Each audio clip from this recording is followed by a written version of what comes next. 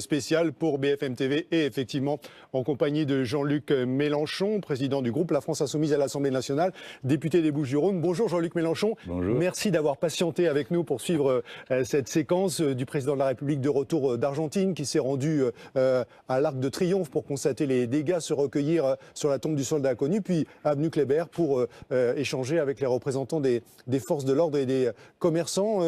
Alors avant de rentrer évidemment dans le fond du sujet pendant cette heure d'émission, qu'est-ce qu'elle vous inspire cette séquence, ces images? C'était utile, nécessaire, bienvenu que le président de la République... On vient déjà de passer une heure à regarder passer des voitures et saluer des policiers, donc disons que ça va, on a compris le message, le président veut donner une impression et...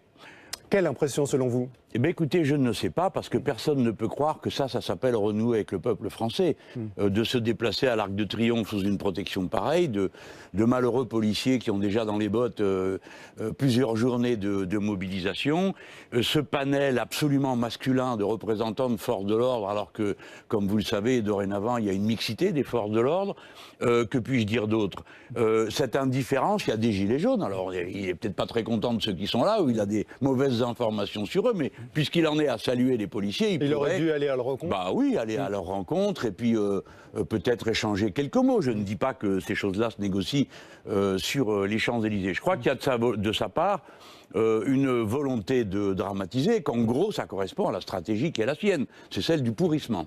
Alors, on va y revenir. Un mot quand même de ces images de l'Arc de Triomphe, ce lieu symbolique, ce lieu sacré en quelque sorte de la République. On pourrait dire cela, ces images, ces saccages, ces tags, qu'est-ce que ça vous inspire? Bah, personne n'est content de ça, hein, dans ce pays.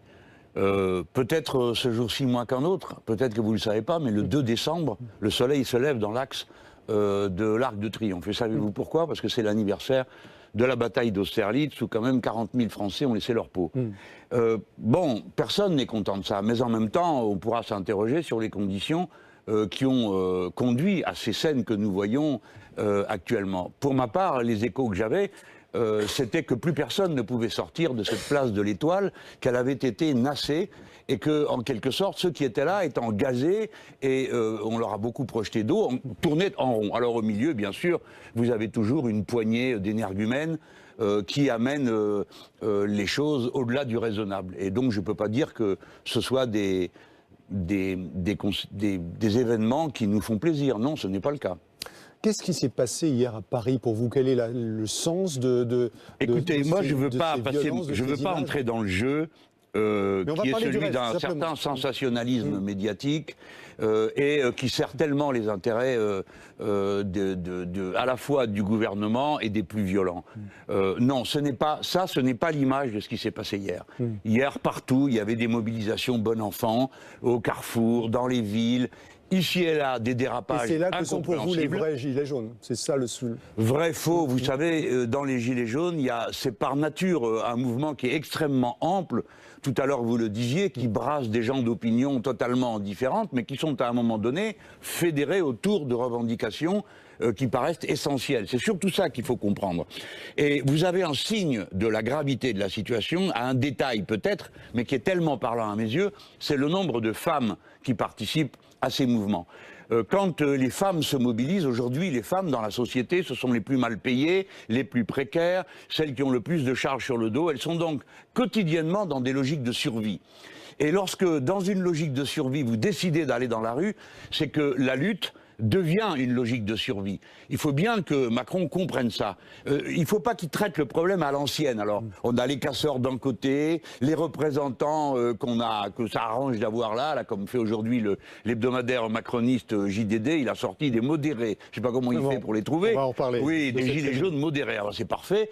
Ils ont réussi à en auto-sélectionner comme ça. Tout ça est absurde. Il ne faut pas traiter la situation comme ça. Il faut la prendre dans sa gravité. Nous sommes dans une situation quasi insurrectionnelle. Il faut donc de la hauteur de vue, du sentiment de l'histoire. En ce moment, ce sont des pages de l'histoire de France d'une importance comparable à celle de mai 68. Vous avez remarqué que l'histoire bégait. En 68, De Gaulle était parti en Roumanie. Il était revenu précipitamment, comme lui d'Argentine. Ce sont des petits détails, mais ils montrent que tout ça doit être traité avec une certaine hauteur de vue.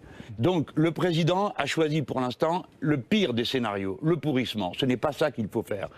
il faut donner raison aux Gilets jaunes pour faire baisser la tension et recommencer à discuter. Donc, donner raison aux Gilets jaunes, concrètement, qu'est-ce que ça veut dire? Eh bien déjà, écoutez, tout ça a démarré parce que le prix des carburants va augmenter brutalement. Donc il faut renoncer à la surtaxe. Moi j'ai dit, bien sûr, c'est aussi un clin d'œil, j'ai dit, si vous manque de l'argent pour boucler votre budget, eh ben rétablissez l'impôt sur la fortune, parce que c'est la même somme. Écoutez-moi bien, aujourd'hui, le scandale des scandales, c'est qu'on prend à des gens une somme de 3 milliards dont ils ne peuvent pas se passer pour la vie quotidienne, pour les donner à d'autres, un, qui n'en ont pas besoin, deux, qui ne l'ont pas demandé. Je vous interromps une seconde, pardonnez-moi Jean-Luc Mélenchon, juste pour vous dire qu'à l'image, on voit quelques images de ce tour de table du président de la République, donc de cette réunion qui s'organise autour de lui, en compagnie d'une partie du gouvernement, le ministre de l'Intérieur, Laurent c'est l'ancien monde, le ça. Premier ministre. Est-ce que vous vous en rendez compte? C'est une imagerie d'ancien monde. Alors ils sont là, ils se réunissent pour parler. Ils se réunissent pour quoi faire qu'ils ne sachent déjà? C'est quand même normal qu'ils se réunissent pour... Oui, tout sous les yeux des caméras, pour montrer qu'on se réunit, tout ça est assez... Vous avez été candidat à président de la République, vous seriez président de la République, vous traverseriez une crise, vous réuniriez les principaux membres de votre gouvernement pour en parler. Mais pas devant vos caméras. Pas devant les caméras. Non, et puis je prendrai les décisions qui permettent... la seule chose qui permet la vie en commun dans une société, c'est la démocratie. Il faut trouver le chemin par lequel la démocratie est rétablie. Vous devez comprendre ça. Le président est dans une attitude complètement idéologique. Il pense que la France est une start-up. Mais non, monsieur Macron, mais non, c'est la France, on est 65 millions, têtus, opiniâtres, mais raisonnables. Ce n'est pas une start-up, vous ne pouvez pas diriger à la baguette 65 millions de personnes. Et vous devez tenir compte du fait que beaucoup de gens sont arrivés au-delà de la limite de ce qu'ils peuvent supporter. Il ne le comprend pas. Alors il choisit le pourrissement. Il pourrait choisir l'apaisement en disant, bon, d'accord, j'ai compris. Il pourrait faire ça. On annule la surtaxe. C'est peut-être ce qui va arriver. Eh bien, c'est ce que j'espère qu'il fasse. Mais je lui dis, dépêchez-vous, hein, parce que les heures qui passent, les gens se disent, ah mais tiens, mais comment ça se fait qu'il y a une surtaxe sur les carburants et pourquoi on nous maltraite et on dit qu'on n'est pas écolo? Alors les gens cherchent des réponses sur le plan de l'écologie, sur le plan des institutions. Vous le savez comme moi, tous les journalistes ont reçu en même temps que nous de longues listes de revendications des Gilets jaunes. Et on voit bien que ces listes se sont élargies. Et par conséquent, la troisième solution... c'est la dissolution. Eh bien évidemment. Pourquoi la dissolution? Je ne veux pas que ça paraisse comme un propos excessif. J'essaye d'entrer dans la logique de la situation pour essayer de lui trouver une issue positive. Le président dit, ah ben moi, je veux rien savoir, c'est comme ça et pas autrement, parce que c'est bon pour le pays. Fort bien, il est légitime, il a été élu. Les gens qui sont là disent, ah ben pas question, parce que nous, on ne peut pas arrêter de rouler. Vous avez donc un double pouvoir, une double légitimité, il n'y a qu'une manière de le trancher, c'est le vote. Alors, ça s'appelle la dissolution, voilà. Que voulez-vous que je vous dise? Est-ce que quelqu'un a une autre idée? Est-ce que quelqu'un a une autre idée? Alors il faut qu'il se dépêche de la dire. Parce que dans une démocratie, la clé de la vie en commun, c'est ça. On vote, puis après on s'incline devant le résultat du vote. Que voulez-vous faire? Alors, on va parler du sens de ce mouvement. Une dernière question, parce qu'il semble qu'une des décisions qui pourrait être prise, et je mets naturellement ça au conditionnel, à l'occasion de cette réunion autour du président de la République, ce serait le rétablissement de l'état d'urgence pour garantir la sécurité des Français. Ce n'est pas tabou, a dit hier le ministre de l'Intérieur, Christophe Castaner. Est-ce que rétablir l'état d'urgence, compte tenu des circonstances, ce serait une bonne idée? Vraiment, elle n'a pas bonne idée, quoi, par définition. D'abord, parce que l'état d'urgence, il faut que les gens le sachent, a été pour l'essentiel introduit dans la loi ordinaire. Donc il y a déjà des moyens incroyables de perquisition, d'assignation à résidence sans aucun contrôle. Enfin bon, bref, il y a des moyens considérables. Alors là, c'est la surenchère, on entend n'importe quoi. J'ai même entendu, ce qui m'a beaucoup surpris, un syndicat de policiers dire qu'il faut mettre l'armée. Alors l'armée, vous vous rendez compte, mais les policiers savent que le maintien de l'ordre, comme on dit, c'est une technique, c'est un métier, ça s'apprend. Ça n'a rien à voir avec le métier de militaire qui s'occupe d'autre chose. Le peuple français n'est pas l'ennemi des autorités qu'il a lui-même constituées. Donc on ne va pas mettre l'armée dans la rue pour faire quoi?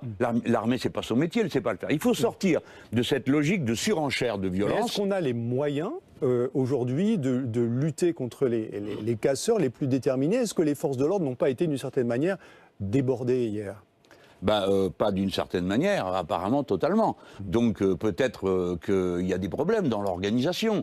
Mais moi je ne veux pas jouer le sale rôle que les ministres macronistes ont joué dans le passé, qui consistait à se décharger sur les policiers des responsabilités du commandement politique. Mais monsieur, moi je ne suis pas là pour parler de ça, je suis président d'un groupe d'opposition. Je fais mon travail de parlementaire. Et tout à l'heure j'évoquais la dissolution. permettez-moi d'évoquer une autre solution que nous avons dans notre main, nous les parlementaires. Nous allons déposer une motion de censure au Parlement. Alors on me dit ça ne sert à rien. Mais alors si la démocratie ne sert à rien, faisons autre chose. Mais en attendant, c'est un pouvoir qu'ont les parlementaires. Donc des gens sont sur des carrefours à se geler pour faire avancer leurs revendications. Les parlementaires, eux, il faut qu'ils appliquent ce pourquoi ils sont là. Et nous serions, à mon avis, bien inspirés. Les communistes ont proposé cette motion de censure et je trouve que nous autres les insoumis de même. J'espère que les socialistes s'y joignent, mais j'aimerais que... Quand va-t-elle être déposée, Jean-Luc Mélenchon ? Dans la semaine prochaine. J'aimerais que le plus possible de groupes parlementaires, nous ne sommes pas d'accord entre nous, je veux dire la droite, ceux qui siègent à gauche, nous ne sommes pas d'accord entre nous, mais qu'on dise, écoutez, ça ne peut plus durer comme ça, nous censurons le gouvernement, c'est tout le gouvernement qui doit tomber, et donc évidemment ça mettrait à l'ordre du jour la question de nouvelles élections législatives, mais ça peut avoir d'autres formes, bien sûr. Alors hier vous écrivez sur votre compte Twitter, l'insurrection citoyenne fait trembler la Macronie et le monde du fric. Au fond, ce qui se passe aujourd'hui, fondamentalement, c'est positif. D'une certaine façon, oui. Ce qui n'est pas positif, c'est qu'il faille que les pauvres gens soient dans une situation pareille, parce qu'il ne faudrait quand même pas oublier de quoi on parle. Tout ça, là, c'est l'écume des choses. Si les décisions de M. Macron s'appliquent, les gens vont beaucoup souffrir quand vous êtes à 20 km de votre travail ou que vous avez 20 km à faire pour amener les gosses ou aller faire les courses ou aller... ça vous coûte 200 € par mois. Imaginez-vous que quand vous êtes au SMIC, c'est 1180 net, 200 €, c'est beaucoup, beaucoup, beaucoup, beaucoup. Et tous ces gens au pouvoir n'ont pas l'air de réaliser. Ce mouvement, par conséquent, ça, c'est pas une bonne chose. Ce mouvement, ce soulèvement, d'une certaine manière, c'est ce dont vous avez toujours rêvé. Rêver... C'est comme si vous me disiez que je rêve des marées. Non, elles ont lieu, voilà. Eh bien là, c'est un mouvement insurrectionnel qui correspond à des choses, en effet, que j'ai décrites et annoncées dans mon livre L'ère du peuple. Et les caractéristiques, vous les avez sous les yeux. Présence des femmes, une grande volonté d'autocontrôle. Beaucoup de gens découvrent avec stupeur des regroupements où on contrôle tout et on veut absolument savoir que font les délégués. Vous avez vu que la rencontre avec le Premier ministre n'a pas pu fonctionner parce que le Premier ministre refusait que ça soit filmé. Alors le Premier ministre, lui, date d'une autre époque. Il ne comprend pas qu'aujourd'hui... Oui, il y a aussi une interrogation sur ceux qui étaient véritablement, et ça reste un sujet d'ailleurs, il les avait invités, alors il faudrait savoir. Vous ne pouvez pas inviter des gens, puis au dernier moment dire vous ne représentez personne. Il faudrait savoir. C'est un de vos collègues d'ailleurs, je crois. C'est un journaliste qui était là, en gilet jaune, qui était un représentant des gilets jaunes, qui est venu parler, et puis l'État s'est ridiculisé. En tout cas. Non mais bien sûr, mais je veux dire l'État s'est ridiculisé. Mais pourquoi Monsieur Édouard Philippe n'est pas en soi un homme enclin au ridicule, c'est qu'il ne comprend pas la situation. Pardon de vous redire que si vous ne comprenez pas le caractère populaire ample de ce mouvement, vous ne comprenez rien. C'est la raison pour laquelle je me sens aussi à l'aise devant ce mouvement, parce que l'essentiel de ces revendications, c'est celle que nous-mêmes nous avons présentée à l'Assemblée nationale, qui était dans le programme L'Avenir en commun, et cette forme de participation populaire de masse me convient. Je voudrais encore juste, si vous, avec votre permission, illustrer un point. Regardez, pendant la campagne, j'ai proposé le référendum révocatoire. Vous vous rappelez, on a dit, oh là là, qu'est-ce que c'est que cette histoire c'est quand même quelque chose qui permettrait de sortir de l'impasse dans laquelle on est. Vous avez des gens qui crient Macron démission. Vous êtes un observateur politique. Vous savez aussi bien que moi que c'est un cri qui est extrêmement rare, car dans le passé, on n'a jamais entendu des masses de gens appeler à la démission du président de la République. Je ne dis pas s'ils ont raison ou tort, je vous dis c'est un fait. Eh bien, si il y avait une issue positive, ça arrive dans les manifestations, une issue démocratique, oh là là, écoutez, j'en ai vu des manifs, et ici sur le plateau, celui qui en a le plus vu, c'est moi. Et je peux vous dire que les demandes de démission du président de la République, c'est vraiment pas très courant, c'est même pas du tout courant. Par contre, ma proposition permet une sortie démocratique. Ce qu'il faut tout le temps chercher, c'est partir de l'idée que le peuple français est intelligent. C'est pas une masse d'imbéciles qui comprennent rien à ce qu'on leur dit. Ils sont intelligents, ils sont cultivés, et quand on leur propose des sorties positives, ils les prennent, ils s'en emparent, ils s'en saisissent. C'est ce que j'espère pour notre pays. Alors, au sein de la majorité, on considère que certains responsables politiques, dont vous-même, avez en quelque sorte attisé ce mouvement, peut-être mis un peu d'huile sur le feu. Je vous propose d'écouter ce que nous disait ce matin Stanislas Guérini, c'est le nouveau patron, le nouveau délégué général de La République En Marche. On l'écoute et vous réagissez. Là, je constate depuis des mois sa totale irresponsabilité. En réalité, son seul produit, c'est justement la colère, la peur. Ils ne font que surfer sur tout ça. Je n'ai pas envie de m'intéresser à ceux qui, en réalité, ne veulent pas le bien du pays, ils veulent qu'on échoue. Et je crois que Jean-Luc Mélenchon est vraiment au cœur de cela. Alors, il vous reproche, Stanislas Guerini, de ne pas vouloir le bien du pays, c'est ce qu'il dit, mais de vouloir que lui et que les siens et que Emmanuel Macron, au fond, échouent. Vous êtes irresponsable, dit-il. C'est son avis. Pas de commentaire à faire. C'est pauvre, hein, ce qu'il dit. Parce que, et je sais pourquoi il le fait, parce qu'il est très mal. Tout ce que demandent les gens, nous l'avons proposé dans le débat budgétaire, qui vient d'avoir lieu à l'Assemblée nationale. Le budget est reparti au Sénat, il va revenir à l'Assemblée nationale. Donc on pourrait changer beaucoup de choses. Toutes les propositions que les Gilets jaunes ont fait apparaître dans leur cahier de revendications, on les a présentées en amendement. Et La République En Marche a voté contre. Donc La République En Marche, ses députés, ses pompes, ses œuvres, son appareil et tout le tremblement, n'ont qu'une peur, c'est que les gens regardent de près à quoi ils servent tous. À quoi bon être 315 s'il n'y en a pas un qui est là pour dire, écoutez, ça va trop loin, on est en train de faire une bêtise. Donc ils chargent les autres. Bon, bah c'est la vie, hein, c'est la polémique. Mais dans le moment dans lequel on est, il faut essayer prendre de la hauteur. On parle de l'histoire de France, là. Les symboles extrêmement importants sont atteints. La présidence de la République, un monument célébrissime, la plus grande avenue du pays, des milliers de carrefours dans tout le pays. Donc il faut essayer de voir comment on peut régler ça. Et pardon de vous dire que je ne me sens pas si mal placé pour savoir comment régler quand j'entends que mon propre programme se trouve dans la rue. Oui. Et je n'y suis pour rien. Sauf que Jean-Luc Mélenchon, vous êtes d'accord, les gens disent Macron démission, ils disent pas Mélenchon président. C'est un mouvement qui n'aspire pas à ce que votre programme... les gens... Ah, ça, c'est pas sûr. Parce que les gens n'aspirent pas à ce que mon programme s'applique. Mais alors pourquoi le mettent-ils dans leur cahier de revendication? Bien sûr que si. Un programme, il faut que vous n'oubliez pas qui je suis. Je ne suis pas un politicien traditionnel. J'ai une vision d'histoire. Vous avez eu une longue carrière politique assez classique. Vous avez été parlementaire longtemps, ministre. C'est ce qui donne du poids à ma parole, parce que j'ai vécu beaucoup de choses et j'en ai tiré le bilan. Et je sais très bien que dans les circonstances tendues, le changement vu d'en haut par une bande de gens qui appliquent une idéologie aveuglée, alors ça, je connais le résultat maintenant, je l'ai vu, appliqué à plusieurs reprises. Donc j'en ai tiré la leçon, c'est très important que cette implication populaire de masse dans la politique. Par conséquent, quand je vois ces événements, pas les images que vous montrez en fond d'écran continuellement derrière moi, des voitures qui brûlent, etc. Moi, j'ai jamais mis de ma vie le feu à une voiture. Hein. Et je suis absolument contre les stratégies de violence. Je l'ai toujours dit, écrit et théorisé.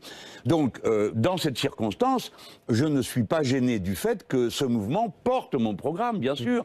Mais ce programme, je ne l'ai pas sorti de ma tête. On ne l'a pas écrit à 10 sur un coin de table avec des têtes d'œuvre gouvernementales ou des technocrates. C'était déjà ce que la société avait produit. Les associations, les syndicats. Et on a fait un programme avec ça. Et vous voyez qu'il colle à la réalité. Donc je ne suis pas vraiment surpris que les gens maintenant le réclament. Sur la suite, Jean-Luc Mélenchon, comment est-ce que les choses, selon vous, doivent-elles s'organiser? Peut-être une question d'abord sur les Gilets jaunes eux-mêmes. On voit bien qu'une des difficultés de ce mouvement, qui est un mouvement spontané, divers, délocalisé, c'est aussi de ne pas forcément être toujours bien organisé pour pouvoir se représenter lui-même. Est-ce que vous l'invitez, ce mouvement? Est-ce que c'est utile à ce qu'il s'organise, qu'il se structure un petit peu, qu'il procède à l'élection de représentants? Est-ce qu'il lui faut un chef ou pas? Moi, je ne me mêlerai pas de dire faites ceci ou faites cela, ça irait contre l'idée que je me fais du mouvement. Non, mais le sens de ma question, c'était pour qu'on avance et pour que le dialogue puisse s'instaurer. Est-ce que ça peut être utile que les Gilets jaunes s'organisent et désignent des représentants? J'avais évoqué l'idée que les barrages dans les ronds-points élisent des délégués et puis qu'il y ait des assemblées de délégués. Par exemple, à La Réunion, dans l'île de La Réunion, qui est en état de blocage quasi total maintenant, ce serait une des solutions. Mais il faut surtout maintenant pointer la responsabilité du sommet. Enfin, on n'a pas élu des gens qui, à partir du moment où ils sont élus, considèrent que tout ce qu'ils disent est important et tout le reste est dérisoire. Donc c'est d'abord la responsabilité du pouvoir qui est engagée et qui doit apporter une réponse à ce mouvement. Voilà. Après, quelle était votre question? Est-ce que les gens ont raison ou est-ce qu'ils ont tort? Non, c'est le sens de ma question, c'est est-ce qu'il faut qu'ils s'organisent? Est-ce que c'est utile qu'ils désignent des interlocuteurs? Vous vous rendez compte quand même, vous aimez l'histoire. Est-ce que vous croyez qu'il fallait dire aux gens qui se sont jetés sur la Bastille, dites donc, vous devriez vous organiser pour qu'on comprenne mieux ce que vous avez à dire? C'est comme ça. À un moment donné, le peuple français sort de son lit, et comme un torrent, comme un fleuve, et il emporte tout autour de lui. Le problème politique posé, ce n'est pas l'organisation des Gilets jaunes. C'était pas le sens de ma C'est le question, vous le pouvoir. savez bien, Jean-Luc Mais c'est ma Mélenchon. réponse en tout cas. Le sens de ma question, c'était est-ce que ce serait utile? Alors si ce dialogue s'organise, si par exemple le président de la République décide, d'inviter les responsables des formations politiques à aller le rencontrer à l'Élysée pour discuter, s'ils mettent en place ce dialogue décentralisé un peu partout dans le pays, est-ce que vous irez à l'Élysée discuter avec Emmanuel Macron? Et deux, est-ce que les représentants de la France insoumise participeront un peu partout en France à ce dialogue avec des représentants de l'État, des Gilets jaunes, d'autres partis, d'associations, etc. Il y a un détail qui vous échappe, c'est que les Insoumis sont déjà sur tous les barrages. Les Insoumis, c'est un mouvement, c'est pas un parti, c'est pas une organisation pyramidale. Donc c'est des gens, ils ont voté Insoumis, puis après ils vont sur les barrages. Et pour eux, c'est la même chose. Hein. Pour certains d'entre eux, pour d'autres, c'est différent. Mais pour la majorité d'entre eux, ils sont déjà là. Donc il n'y a pas, pour moi, de difficulté à savoir ce qui se passe. Je suis très bien informé. Non, mais si le chef de l'État m'invite... Est-ce que vous êtes prêt à participer à cette discussion? Moi, je veux bien aller discuter de tout ce qu'on veut avec M. Macron. Bien sûr que j'irai le voir. Et qu'est-ce que je vais lui dire? Je vais lui dire, écoutez, vous ne pouvez pas en rester là. Faites voter, revenez sur votre décision, ne vous braquez pas. À la fin, ça devient une histoire de fou. Vous n'avez toujours pas compris que l'écologie, c'est global. Voilà ce qu'il n'a pas compris. Alors, il pense que parce qu'il a taxé l'essence, ça c'est ce qu'il raconte, parce que c'est même pas vrai. Sur l'argent qu'il prend sur l'essence, il y en a à peine 20% qui va dans la transition écologique. Donc c'est bien pourquoi je vous proposais tout à l'heure qu'il abolisse sa mesure et qu'il reprenne les impôts là où il y a des sous, c'est-à-dire dans l'impôt sur la fortune. Mais le président de la République doit comprendre que ce n'est pas une réponse écologique de dire aux gens « roulez moins » parce que les gens ne peuvent pas rouler moins. Il n'a toujours pas compris ça. C'est pas un choix, les gens ne montent pas dans la voiture parce que ça les amuse de se balader. Ils montent dans la voiture parce qu'il n'y a pas moyen de faire autrement, parce que l'école est loin, parce que le supermarché est loin, parce que tout est loin et la vie a été organisée comme ça. Donc l'écologie doit être pensée comme un tout. C'est pourquoi moi je parle de planification écologique. On va y revenir. Il faut organiser tous les compartiments. Et les gens, vous croyez que les gens n'ont pas compris qu'ils se moquent d'eux? Écoutez-moi, vous croyez qu'ils n'ont pas compris? Alors moi je veux bien participer à tout ce qu'on veut pour essayer de faire descendre la température, mais le fond du problème c'est stop, arrêtez de vouloir faire les poches aux gens avec cette histoire d'essence, c'est absurde, ça ne fera faire aucun progrès écologique et ça rend malheureux tout le monde. Mais vous avez vous-même, lorsque vous étiez candidat à la présidence de la République, alors selon des modalités différentes, et on va en dire un mot. Tout est dans la modalité, mon cher. Préconisé la sortie des énergies carbonées et du diesel en particulier. Oui, en effet. Moi j'avais marqué... Avec des taxes supplémentaires, mais que vous vouliez appliquer, si ma mémoire est bonne, aux flottes des entreprises. Voilà, alors c'était les flottes des entreprises, taxer les plus gros producteurs, mais je reste toujours dans la même idée. Mais si vous voulez... Ce qui n'est pas cohérent, c'est de dire aux gens, bon, allez, on va arrêter, on va sortir des énergies carbonées. Très bien, monsieur Mélenchon, vous avez raison, mais alors on va prendre quelle énergie? Alors j'entends par-ci par-là des gens dire, faisons des voitures électriques. Bon, très bonne idée. Qui va produire l'électricité? Avec quoi? Avec le parc nucléaire? Ou bien est-ce qu'il ne faut pas au contraire développer d'une manière spectaculaire et rapide les énergies renouvelables? C'est possible, la France sait le faire. Nous avons les industries pour ça. Encore faut-il pas les vendre, comme ça a été le cas pour Alstom.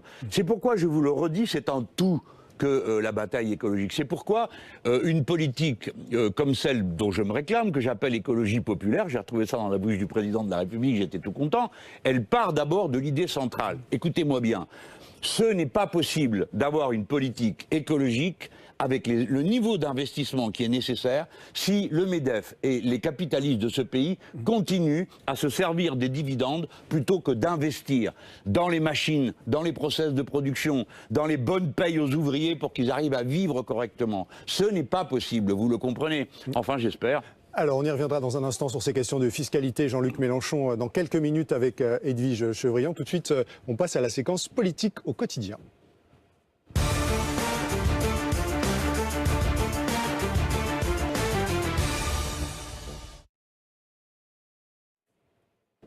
Et à mes côtés, pour poursuivre la conversation, Olivier Beaumont, grand reporter au service politique du Parisien.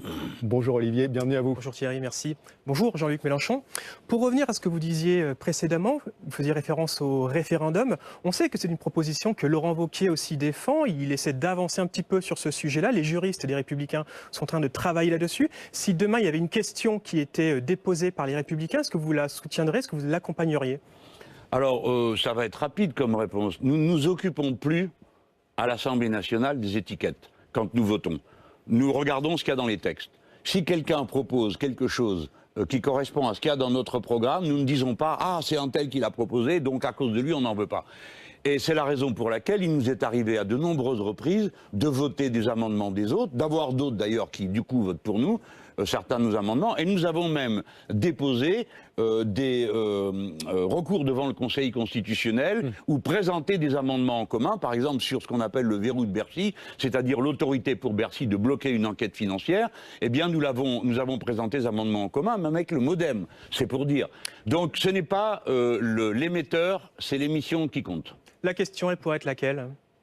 Je ne sais pas, demandez-le aux Républicains. C'est vous qui me dites si. Elle peut porter sur le... Prenons un exemple. Nous allons avoir la semaine prochaine une motion de censure qui va être déposée par les communistes, les insoumis, sans doute les socialistes. Eh bien, par exemple, les Républicains pourraient la voter. La dernière fois, ils ne l'ont pas votée. On ne sait pas pourquoi, hein, parce qu'eux-mêmes avaient une motion de censure. Alors, qu'est-ce que ça pouvait être comme problème que de voter la nôtre? D'ailleurs, nous avons voté la motion de censure, non seulement celle que nous avions déposée, mais aussi celle des Républicains, ce qui est l'illustration de ce que je viens de vous dire. C'est le contenu qui compte pour nous. Donc là, dans le moment, le plus important, c'est d'arriver à voter la motion de censure.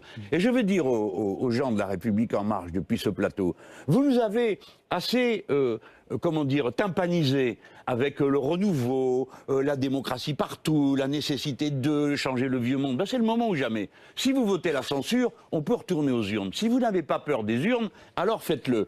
Chaque député de la République En Marche a la possibilité de dire quelque chose qui ne revient pas à se désavouer, mais qui consiste à dire « bon, d'accord, on retourne devant le peuple et c'est le peuple qui décide ». On a vu ces images de violence défiler sur nos écrans. Au-delà de ces images qu'on a vues sur la journée d'hier, plus globalement, ça fait déjà un mois que Christophe Castaner est aux commandes du ministère de l'Intérieur. Comment trouvez-vous qu'il gère cette crise? Est-ce que la maison Beauvau est-elle bien tenue? Ce n'est pas M. Castaner qui compte dans cette affaire. Bon, l'essentiel d'ailleurs du ministère de l'Intérieur est structuré par la haute fonction publique policière. Que le gouvernement a beaucoup traumatisé en lui rejetant toutes les responsabilités de l'affaire Benalla sur le dos.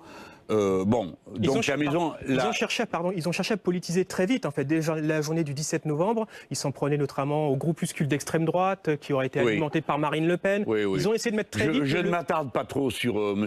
Castaner parce qu'il est très politicien. Tout le monde a compris que c'était ridicule. La semaine dernière, il s'en prenait à l'extrême droite. Cette semaine, il s'en prend tantôt à l'extrême gauche, tantôt à moi. C'est pas sérieux. Dans une situation comme celle-là, il fait un mauvais service après-vente de l'intervention des forces de l'ordre, mais c'est pas lui l'homme qui compte. Celui qui compte, c'est le président de la République. Qu'est-ce qu'il choisit? L'affrontement ou la démocratie? Justement, Jean-Luc Mélenchon, il y a cette réunion qui est en cours. Selon vous, à sa place, puisque c'est une place à laquelle vous avez aspiré, que doit dire Emmanuel Macron, là, aujourd'hui, aux Français, au moins dans un premier temps, pour calmer les choses et faire redescendre la température? Il doit leur dire, la surtaxe sur les carburants est annulée. Par conséquent, si elle est annulée, on peut discuter de la manière d'organiser... Même pas un moratoire alors? Pas de moratoire, on annule? Eh bien oui, qu'est-ce que vous voulez faire d'autre? Ses prédécesseurs ont fait comme ça.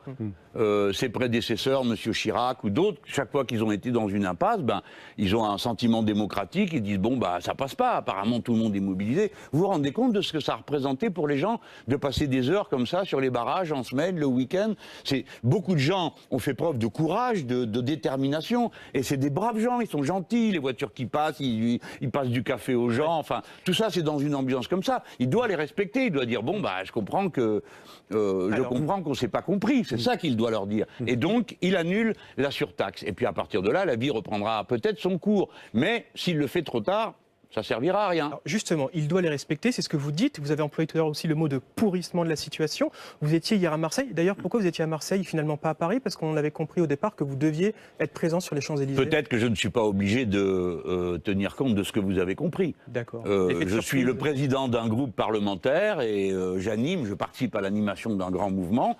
On a pensé d'abord que c'était normal d'être là où les choses se passent d'une manière un peu visible, dans la capitale. Et puis on a eu la discussion et on a dit non, c'est une erreur. Il faut qu'on soit partout, tous dans nos circonscriptions, si on peut, ce jour-là. Et donc, pour moi, c'était déjà... la consigne s'applique à moi aussi. Donc ça voulait dire être à Marseille. Mais surtout, il y avait à Marseille un événement qui méritait d'être observé de près.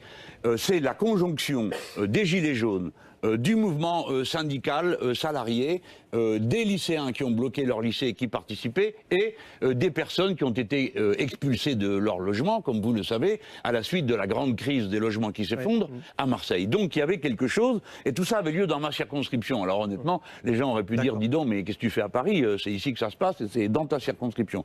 J'y étais très bien, comme vous l'avez vu, et j'ai appris beaucoup de choses en regardant. Alors justement, depuis Marseille, pour revenir à cette image du pourrissement que vous évoquiez, vous avez dit devant les caméras, le pouvoir veut un grave incident, un petit jeu qui consiste à effrayer le pays. Est-ce que vous allez jusqu'à accuser justement le pouvoir d'instrumentaliser ces violences? Alors, de l'instrumentaliser politiquement, c'est absolument sûr. Ce que je ne veux pas que l'on me fasse dire, c'est que le pouvoir aurait organisé la violence, parce que je n'ai aucun moyen de le prouver, et ce serait une accusation sans preuve. Il y a beaucoup de gens qui le disent, hein, je vous le fais remarquer, qui disent c'est curieux comment ça s'est passé à l'Étoile, moi je n'y étais pas, et les informations que j'ai sont extrêmement diverses.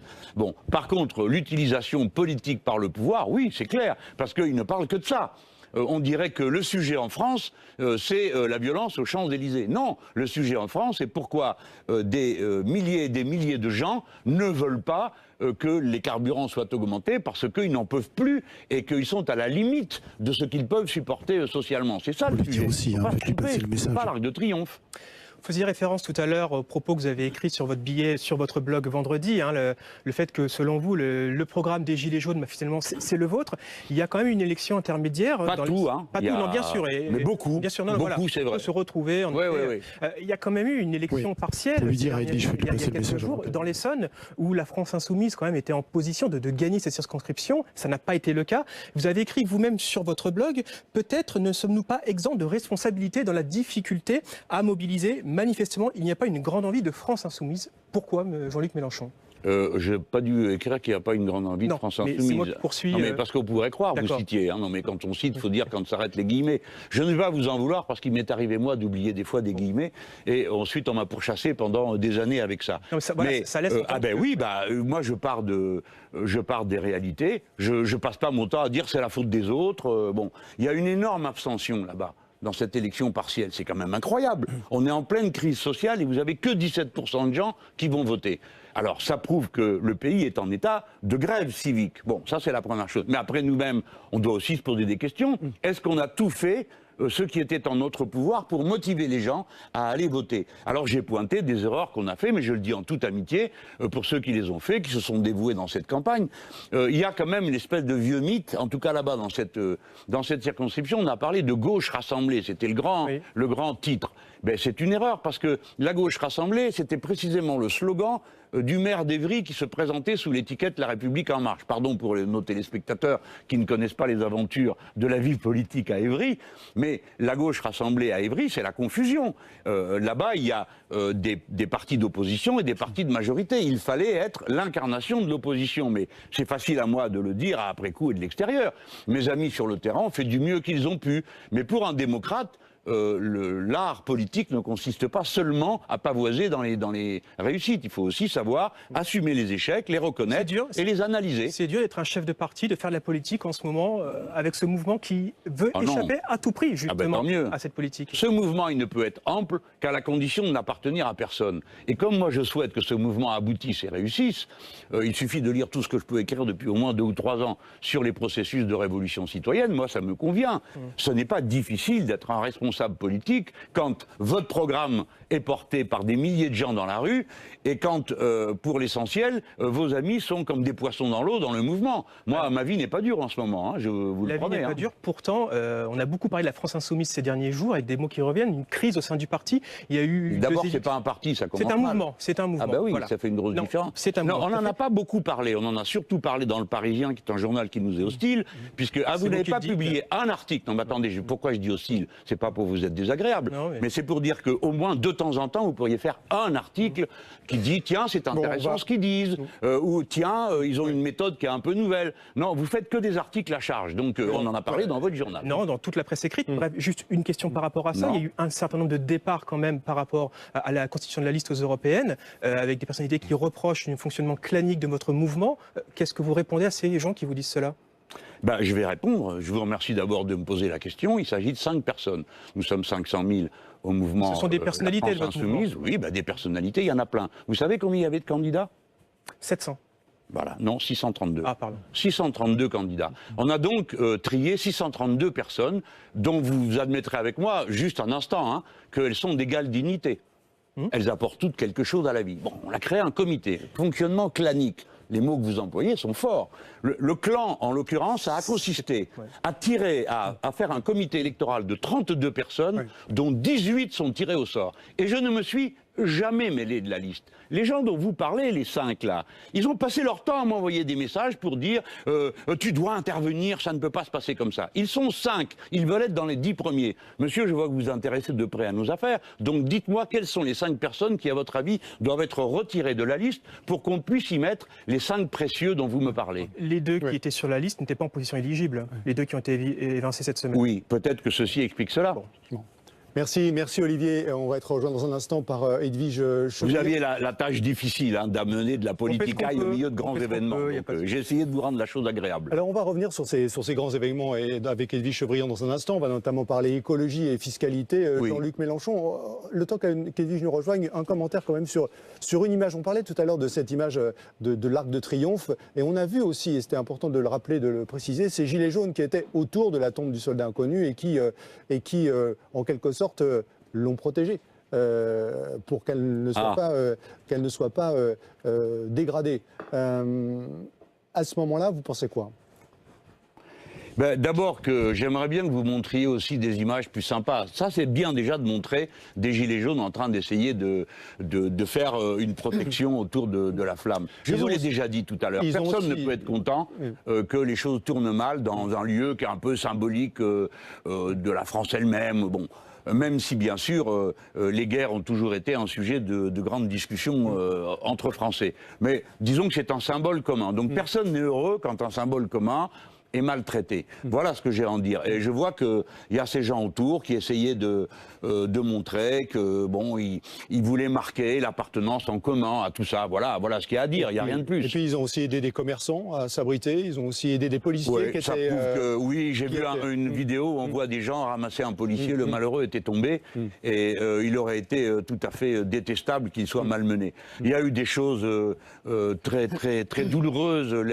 Les grilles du jardin de Rivoli sont tombées sur un homme, qui est en très mauvais état. Il y a eu un jeune à Nantes qui a une main arrachée par une grenade. Il y a des policiers qui ont pris des mauvais coups. Donc bon, personne ne peut souhaiter que ce soit comme ça, que l'affaire se règle. J'y reviens. Ou bien Macron cède et dit j'annule les taxes et je rétablis l'impôt sur la fortune pour payer le manque à gagner, ou bien il va au vote, mais par pitié, ne jouez pas le pourrissement, monsieur Macron, ne jouez pas le pourrissement en comptant sur des images de violence pour faire peur aux gens, parce que ça ne marche pas. Les gens n'ont pas peur, ils n'aiment pas, mais ça les fait pas reculer. Alors, renoncer à la taxe, quelle fiscalité mettre en place, quelle politique écologique également, c'est à vous. Edwige Chevrillon, BFM Business, bienvenue. Merci Thierry. Bonjour Jean-Luc Mélenchon. Bonjour madame. Vous avez dit le programme des Gilets jaunes, c'est le programme que moi j'avais mis en place. Vous vous rappelez, vous m'aviez demandé de venir commenter et vous challenger sur le programme économique en l'occurrence. Et j'ai envie de dire, on a un peu l'impression que la conversion écologique que vous aviez au moment de votre candidature à l'élection présidentielle, elle s'arrête un peu sur le prix du carburant. Parce que là, vous me dites, on vous a écouté, là, vous nous dites qu'il faut supprimer la taxe sur les carburants. Si elle a cette taxe sur les carburants, c'est peut-être qu'on utilise moins sa voiture. Oui, voilà. Eh bien, écoutez, madame, expliquez-nous comment, et on sera d'accord. Si vous habitez dans un village où l'école est à 5 km, où vous devez aller au supermarché qui est à 10 km, où vous devez aller à Pôle emploi, etc., comment vous faites? Ça, non, mais j'ai compris, madame. Vous dites qu'il faut y aller à pied. Madame, c'est bien ce que vous me dites, il faut y aller à pied? Non. En vélo? Non. À cheval? Mais moi, j'ai jamais dit que vous proposez? Ouais. Ah ben non, mais c'est vous qui venez de dire à l'instant. Eh bien, alors vous êtes plus écolo parce que les gens vont continuer à rouler. Mais ma pauvre dame, j'ai juste envie de vous dire, ils peuvent pas faire autrement. C'est ce que je me tue à dire depuis le début. Si l'écologie doit consister à exiger de gens des choses qu'ils ne peuvent pas faire, on a perdu d'avance. Et puis c'est pas sérieux. C'est pas par ce bout-là qu'on prend le problème de la sortie des énergies carbonées. Oui, mais vous aussi, vous étiez pour la sortie du diesel. Je m'en souviens très bien. Donc là, vous dites, comment fait-on pour dire aux Français, utilisez moins votre voiture? Qu'est-ce qu'on fait? Non, non, non, non, c'est pas comme ça. Les Français renonceront jamais à leur mobilité. Oui. Et c'est Et on incroyable. voit C'est bien vous que la c'est ça. libérale, c'est pas moi. Oui. Mais les gens, c'est comme ça, c'est leur liberté. Ils assimilent leur véhicule à leur liberté, on peut le comprendre. Oui. Bon, donc ça se Tout à respecte. fait, oui. Donc moi j'ai dit, il faut sortir du diesel. Puisque vous êtes sur le diesel, les énergies carbonées, c'est On beaucoup va y plus venir, ample. parce que- oui, bien bon, sûr. il faut sortir du diesel. Ben, on commence d'abord par surtaxer les flottes des grandes sociétés qui sont au diesel, parce qu'eux, ils ont les moyens de changer la voiture tout de suite. On doit ensuite taxer les grandes compagnies pétrolières qui font des profits incroyables, parce qu'eux, ils peuvent mettre la main à la poche pour payer la transition écologique. Pourquoi vous allez prendre 3 milliards à des gens qui ne peuvent pas s'en passer pour les donner à d'autres qui peuvent s'en passer? Mais Vous à ne ce pouvez moment- pas enlever ça, madame. Oui, bien sûr. Mais Vous comment êtes fait-on? économiste. On va revenir sur l'ISF. Je suis journaliste. mais Comment on va Non mais vous êtes journaliste et Oui. économiste, Comment va-t-on c'est faire votre domaine de compétence. Bien sûr. Donc Comment vous savez comme moi Ça y est. que les 3 milliards qui ont été pris à ces gens servent à mettre d'équilibre un budget dans lequel on a retiré 3 milliards pour donner 1 million par tête de PIB aux 100 personnes les plus riches du pays. Tout ça est absurde. Oui, alors, moi Bon, je vous sais dites pas. oui, c'est déjà ça. Je voudrais essayer de comprendre cette augmentation de taxes sur les carburants. Donc vous dites, il ne faut plus de taxes sur les carburants. Jusqu'où vous allez, vous voyez, dans votre J'ai pas raisonnement? dit ça, moi. Il y a des taxes sur les carburants, il y en a, mais on est dans un moment où Mais on s'arrête une où? augmentation de ce type Ouais. revient à prendre pour quelqu'un qui a 20 km à faire par jour 200 €. Bah, mettez-vous le SMIC, 1184 moins 200, ce que ça donne. Bon, et ben ça vous amène à quoi, les gens? Ça vous amène en dessous du seuil de pauvreté tel qu'il est reconnu par les organismes internationaux pour la France. On C'est pas s'arrête sérieux. avec le niveau de Madame, c'est même taxation. plus de l'idéologie ce que je suis en train de vous dire, c'est juste du C'est bon sens. oui. Est-ce que ça veut dire que la taxation sur les carburants, on s'arrête aujourd'hui? Parce que c'est déjà, je veux dire, on a le prix de l'essence le plus cher d'Europe en France. Parce que les C'est taxes pas la sont bonne très lourdes. méthode. Pas Où est-ce le qu'on plus cher, s'arrête? mais un des plus chers. Un des plus chers Oui. en Union Bon, européenne. ben on remplace les véhicules. Je vais Mais quand il y a même vous la prime dire à la que- conversion. Vous allez Mais voir, oui, la j'essaie d'avoir conversion. Mais votre- il y a quelque chose qui colle pas dans. Moi, si qui colle pas dans ce que dit M. Macron et tous les gens qui l'entourent. Ils ne comprennent pas. Ils disent on va vous aider à changer de chaudière. Ouais. On va vous aider à. Mais ils ne comprennent pas que les gens peuvent rien changer du tout parce qu'ils sont pris là et que la somme qu'ils leur proposent éventuellement de leur donner, elle vient en complément d'une autre somme que les gens devraient amener et qu'ils n'ont pas.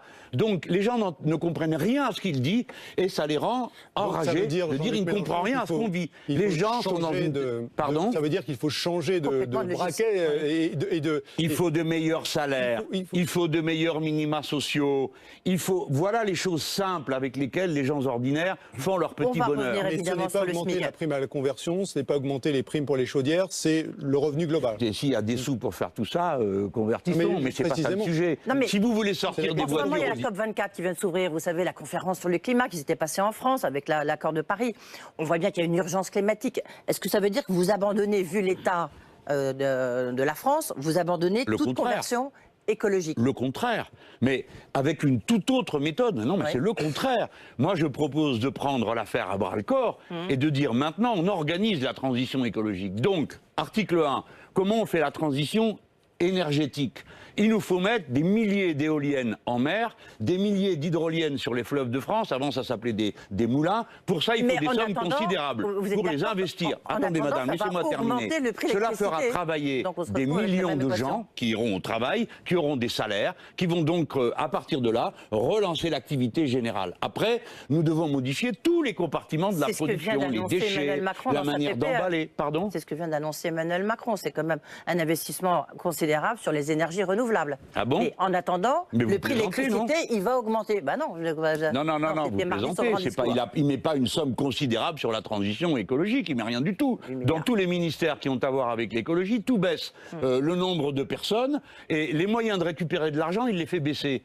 Écoutez, c'est quand même les gouvernements qui sont succédés, lui en par rapport- particulier, qui diminuent le Jean-Luc nombre de Mélenchon. contrôleurs du fisc au moment où on a Toute dernière 100 question. milliards de Ouais, fraude toute fiscale. dernière question, parce qu'après, effectivement, il y a le SMIC, il y a l'ISF, qu'est-ce qu'on en fait, etc. Bah oui. Moi, ce que j'aimerais savoir, c'est Non, quelles sont qu'est-ce les qu'ils en mesures. font Qu'est-ce qu'ils en font?